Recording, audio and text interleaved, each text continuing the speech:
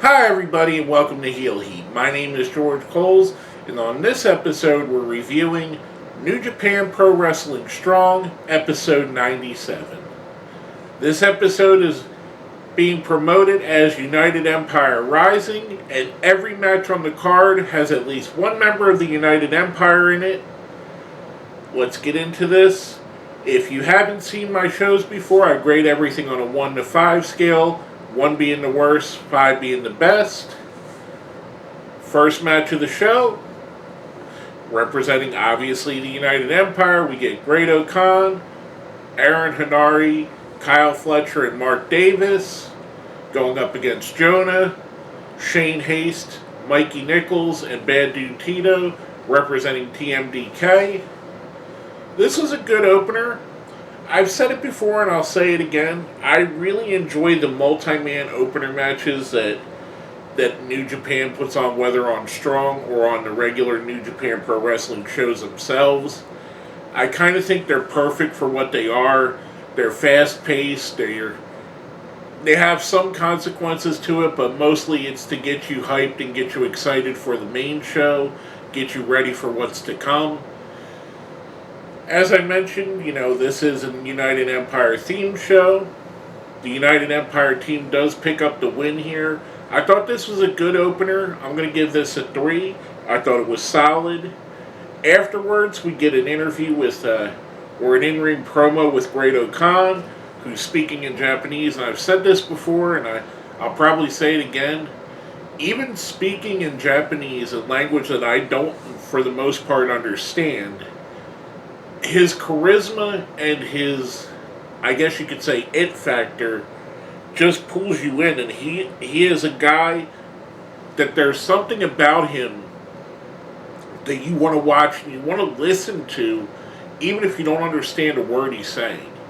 I think it's awesome. I think Great-O-Khan, he was a character when he first came out, when it first came into this iteration of him, after Excursion and everything, I was like, this is silly. This is just, him and Master Wato debuted about the same time, and I was like, why are they doing these silly kind of throwback to the 80s type gimmicks? However, he's evolved this, and he's made it much more than I thought it was going to be.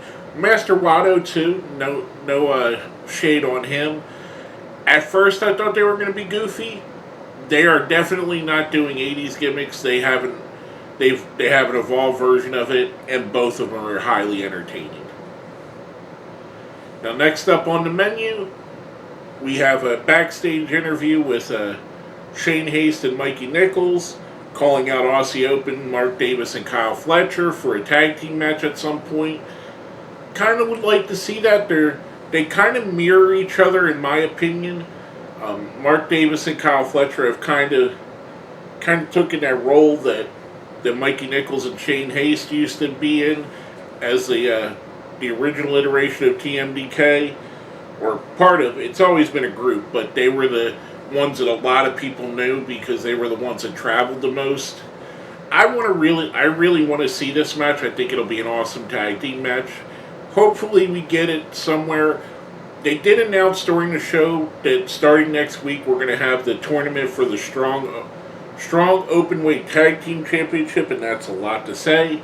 So yeah, hopefully maybe in the tournament we get to see it. If not, we'll get to see it somewhere else. Next match of the show, we get Jeff Cobb versus Willie Mack. This is a really good match. I really enjoyed this here. One thing I do have to say, in watching Willie Mack over the past few years in Impact Wrestling, and then obviously before that in Lucha Underground, and knowing him from the Indies before that even, Willie Mack is a prime example of a wrestler who it doesn't hurt his popularity by eating a loss. So promotions put him in matches where he's going to eat a loss. He does lose here to Jeff Cobb, by the way.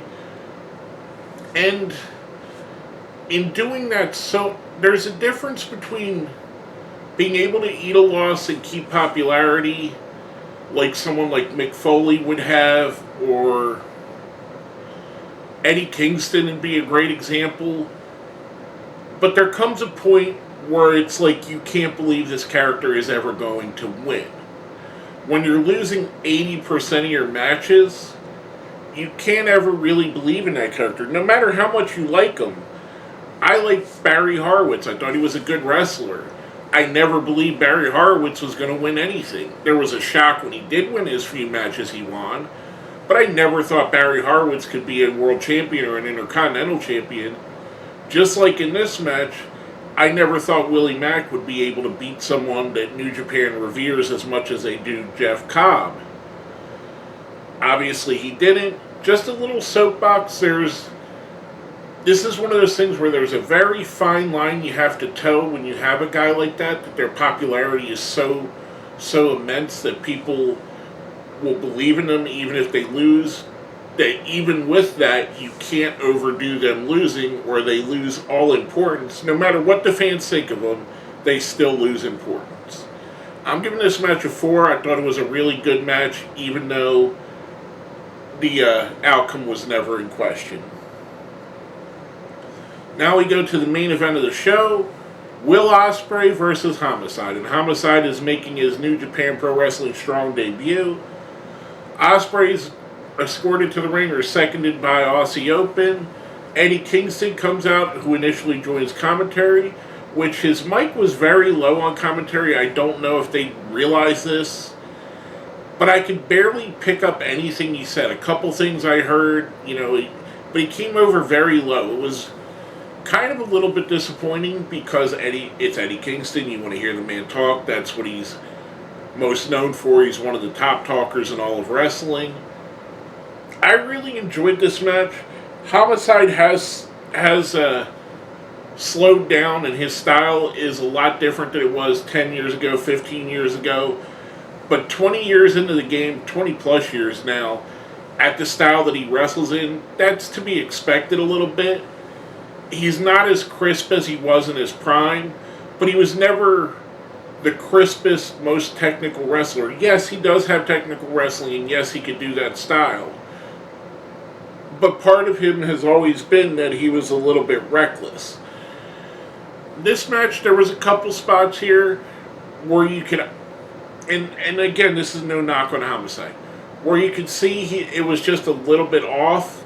However, I think it added a little bit because of the chaos of it. Eventually, we see Will Ospreay talking trash to Eddie Kingston, who leaves commentary to come back up to ringside. Leading to the front, there's all through the match. If you watched Homicide, you know that he likes to use a fork, what he calls his ghetto fork. And it's been, he threatens to use it all through the match. The end comes where he's going to use it, the ref stops him, Ospreay takes advantage of that. Ospreay picks up the win here. Thought it was a really solid match, I'm giving it a 4. Afterwards, we get a little bit of a stare down between Ospreay and Aussie Open and Kingston and Homicide.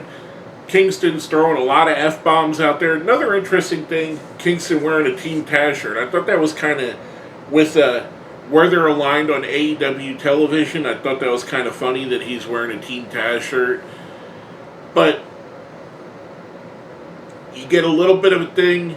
There comes a point where Ospreay says he wants to go one-on-one with Kingston, which hopefully we get that match very soon. I thought this was a fantastic main event. I'm going to give this a 4. Overall, I'm going to give the show a 4. I thought it was really good. Again, I keep saying this, and I feel like I'm a broken record. The New Japan Strong shows are my favorite weekly wrestling television show, and it's by a large margin. I enjoy their show. It's a fast-paced 1 hour. It feels like there's no fat. They have to trim in anything that would be fat off. There's no stalling. You get awesome matches. If they do a promo or an in-ring segment, it's usually pretty good. I thought this was, again, just another solid outing.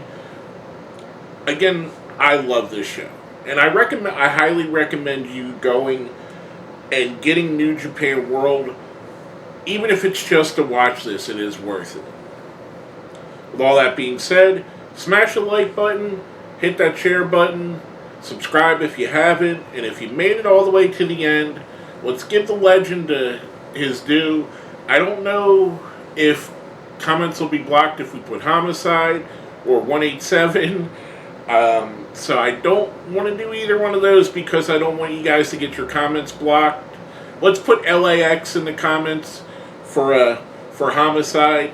That way I know for a fact, because I know in the past stuff like when we have Balls Mahoney, anyone that put balls in the comments, they got blocked. So just to be on the safe side, let's put LAX in the comments to let me know you made it to the end.